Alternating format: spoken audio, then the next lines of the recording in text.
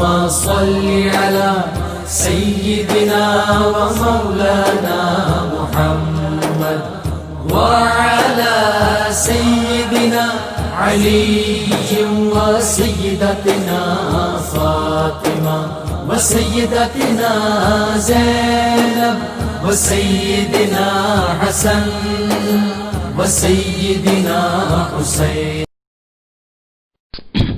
اعوذ باللہ من الشیطان الرجیم. بسم اللہ الرحمن الرحیم. الحمد للہ رب العالمین والصلاة والسلام علی اشرف الانبیاء والمرسلین واہل بیتہ الطیبین الطاہرین المعصومین. اما بعد. سورہ مبارکہ یونس آیت نمبر 98 سے آیت نمبر 106 98 سے 106.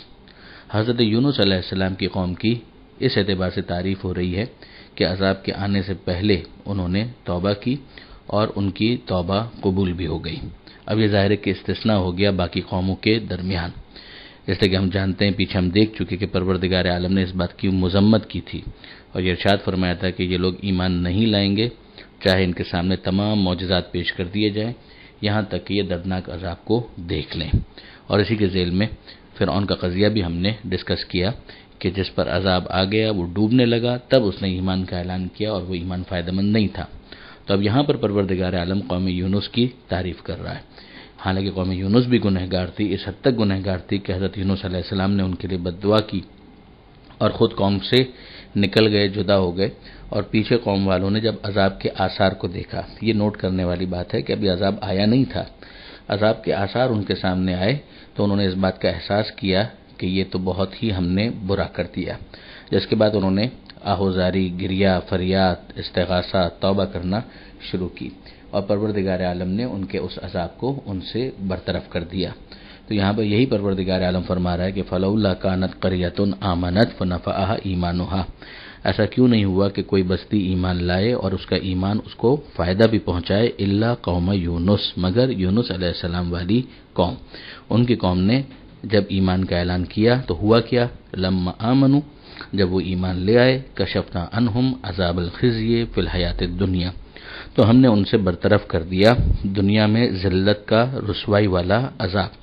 ومتعناہم الی حین، اور انہیں ہم نے موقع دیا کہ وہ دنیاوی زندگی میں فائدہ اٹھانے کا موقع ان کو دیا ایک مدت تک. یعنی ہونا یہ تھا کہ عذاب اس وقت ہی آتا ہے کہ جب ایک مخصوص مدت ختم ہو جائے، لیکن اس مخصوص مدت کے بعد بھی گنجائش تھی مہلت کی کہ وہ اپنے آپ کو اس دنیا کے اندر میکسیمم لمٹ تک پہنچاتے اور اپنا ٹائم پورا کرتے. عذاب کا مطلب یہ ہے کہ وہ منیمم ٹائم پیریڈ تو کمپلیٹ ہو چکا، اور اب اگر یہ لوگ اپنی حرکتوں سے دستبردار نہیں ہوتے، ان گناہوں کو ترک نہیں کرتے، شرک سے باہر نہیں آتے، تو اس میکسیمم مہلت جو ہے اس کے آنے سے پہلے ہی ان کو اس دنیا سے فارغ کر دیا جائے. وہ جو دوسرا نقطہ ہے جس کو یہاں پر الہین کے ذریعے سے سمجھایا گیا ہے. تو یہ چیز پروردگار عالم نے یہاں پر بیان کی کہ آخرت کا جو معاملہ ہوگا وہ تو بالآخر مختتم فیصلہ، آخری فیصلہ ہوگا اور دیکھا جائے گا کہ ان کی کیا پرفارمنس ہے کہ یہ اپنی توبہ پر باقی رہے یا نہیں رہے. مگر اس دنیا کے اندر ہم نے انہیں موقع دیا کہ وہ اپنی دوسری اس مدت تک بھی زندگی گزاریں، اپنا وقت پورا کریں، اور ان سے اس عذاب کو برطرف کر دیا گیا.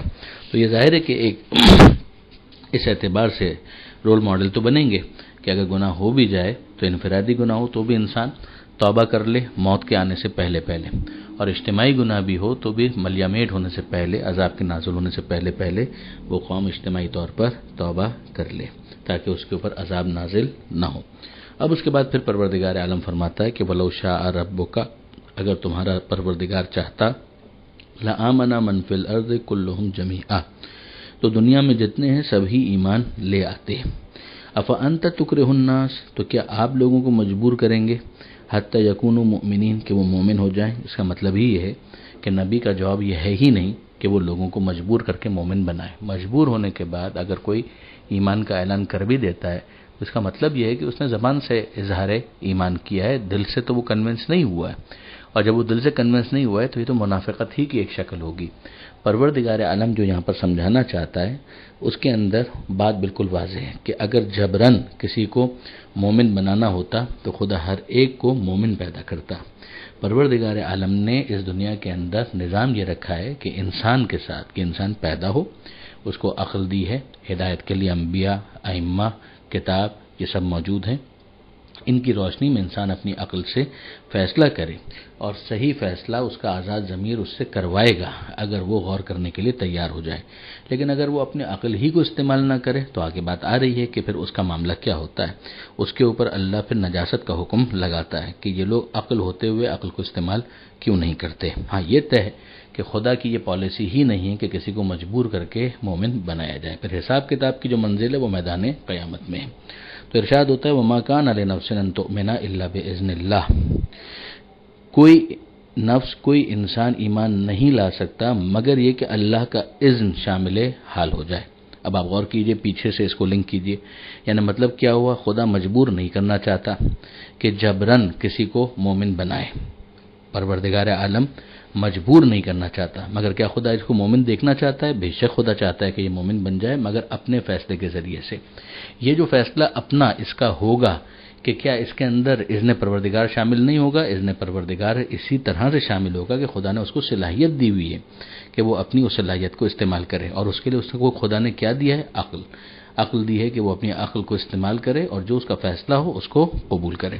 اگر وہ ایسا نہیں کرے گا تو کیا ہوگا؟ وَيَجْعَلُ الرِّجْسَ عَلَى الَّذِينَ لَا يَعْقِلُونَ، اللہ نجاست کا حکم لگاتا ہے ان لوگوں کے اوپر جو عقل استعمال نہیں کرتے۔ یہ آیت عقل کی حجیت کے اوپر، یعنی عقل کے ایک کنونسنگ پروف ہونے کے اوپر بہت اہم دلیل ہے قرآنی نقطہ نظر سے کہ پروردگار عالم نے رجس یعنی نجاست کا حکم لگایا ہے ان لوگوں کے اوپر کہ جو اپنی عقل کو استعمال نہیں کرتے۔ اب اس کا مطلب ہی یہ ہوگا کہ جہاں رجس نہیں ہے، جو رجس سے دور ہیں، مجسم طہارت ہیں، اس کا مطلب یہ ہے کہ وہاں پر ہر چیز عقل کے مطابق ہوگی، وہاں پر کوئی چیز عقل کے خلاف نہیں ہو سکتی۔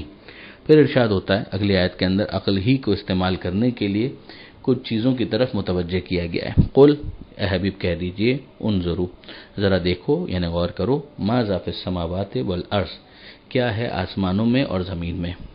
یہ تمام تر آسمانوں اور زمین یہ پروردگار عالم کی نشانیاں ہیں، اور ان کے ذریعے سے خدا متوجہ کرتا ہے کہ ان کے پیچھے خدائے منعم کو پہچانو، ان کے خالق کو پہچانو، ان کے مالک کو پہچانو، مصنوع کو دیکھو، صانع کو پہچانو، مخلوق کو دیکھو، خالق کو پہچانو۔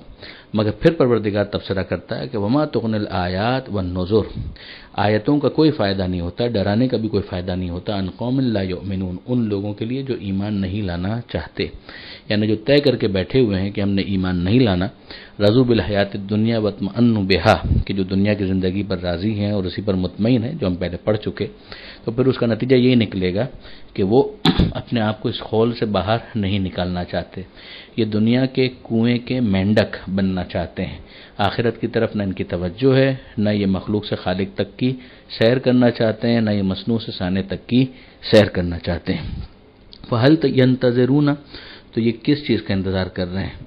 اس چیز کا الا مثل ایام الذین خلو من قبلہم، کہ ویسے ہی دن ان کے سامنے بھی آ جائیں جیسے گزشتہ قوموں کے سامنے آ چکے، جو ان سے پہلے گزر چکے، جیسے قوم فرعون کا ذکر تو ابھی ریسنٹلی ہوا۔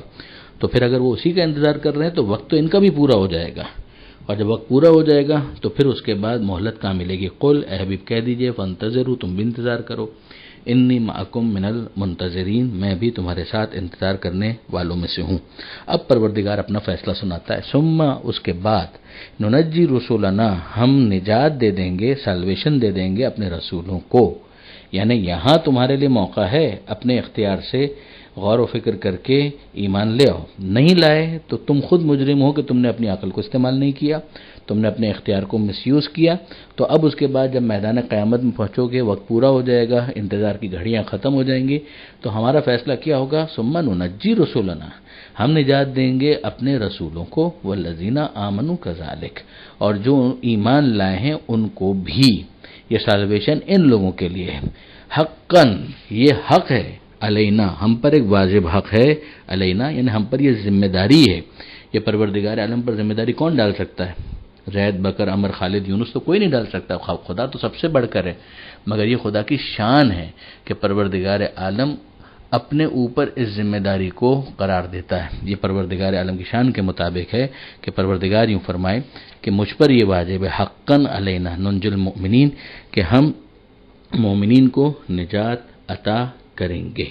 اس کے بعد ارشاد ہوتا ہے، قل، اے حبیب کہہ دیجئے، یا ایھا الناس، اے لوگوں، ان کنتم فی شک من دینی، اگر تمہیں شک ہے میرے دین کے بارے میں۔ یہ خود آیت اس آیت کے ایکسپلینیشن کے لیے بہت اہم ہے، جس کو ہم نے کل ڈسکس کیا تھا، اور جس کے بارے میں کہا گیا تھا کہ کبھی رسول سے خطاب ہوتا ہے اور دوسروں کو بتایا جاتا ہے، اور اس میں یہی بات تھی کہ اگر آپ کو شک ہے، مقصد یہ کہ اگر تم لوگوں کو شک ہے رسول کے بارے میں اور رسول کے پیغام کے بارے میں، اب یہاں پر خود رسول کی زبان سے وہی پیغام کہلوایا جا رہا ہے۔ اے حبیب کہہ دیجئے، یا ایھا الناس، اے انسانوں، ان کنتم فی شک من دینی، اگر تمہیں شک ہے میرے دین کے بارے میں، فلا اعبد الذین تعبدون من دون اللہ، تو میں ان کی عبادت نہیں کرتا کہ جن کی تم اللہ کو چھوڑ کر عبادت کرتے ہو۔ میں صرف اور صرف خدا وحدہ لا شریک کو معبود مانتا ہوں، اس کے علاوہ کسی کو معبود نہیں مانتا۔ ولیکن اعبد اللہ، بلکہ میں عبادت کرتا ہوں الذی یتوفاکم، اس اللہ کی کہ جو تمہیں بھی موت دے گا، وامرت، اور مجھے تو یہ حکم دیا گیا ہے۔ اب اس کے بعد 4 چیزیں آ رہی ہیں۔ سب سے پہلی، ان اکون من المؤمنین، کہ میں صاحبان ایمان ہی میں سے رہوں۔ دوسری چیز، یعنی سب سے اوپر ایمان کے اعتبار سے مجھے کو ہونا چاہیے، جو اول درجے کے مومنین ہیں تو ان کے اندر مجھے ہونا چاہیے، تو میں ایمان کے حوالے سے کسی قسم کا کوئی کمپرومائز نہیں کر سکتا۔ دوسری چیز، اب یہاں پر انداز بدلتا ہے، گویا پروردگار کے کمانڈمنٹس کے انداز شروع ہو جاتے ہیں۔ پہلی چیز جب بیان کی گئی تو اس کے اندر یہ تھا، مجھے اس بات کا حکم دیا گیا ہے کہ میں مومنین میں سے رہوں، صاحبان ایمان میں سے رہوں۔ اب اس کے بعد یہ ارشاد ہو رہا ہے، وَأَنْ أَقِمْ وَجْهَكَ لِلدِّينِ حَنِيفًا، اور اے حبیب آپ کی ذمہ داری ہے کہ آپ اپنا رخ رکھیے بالکل سیدھا دین حنیف کے لیے، دین کے لیے حنیفاً، یعنی نہ دائیں نہ بائیں، بالکل اسٹریٹ، کسی قسم کے شرک کی، کسی قسم کے انحراف کی کوئی گنجائش نہیں ہے۔